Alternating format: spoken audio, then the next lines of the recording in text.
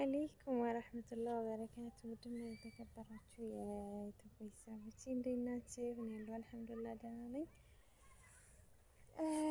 ዛሬ ደግሞ ይህንን ይመስላል ያለሁበት ቦታ። እውነት በጣም ደስ ይላል። አየሩ በጣም ደስ የሚለው ቦታ የእውነት ያምራል። አሁን ሙቀት ነው፣ በጣም ኃይለኛ ሙቀት ነው። ግን በሙቀት ሰዓት ደግሞ እንደዚህ ወጣ ብሎ አየር መውሰድ ምናምን ደስ ይላል የእውነት።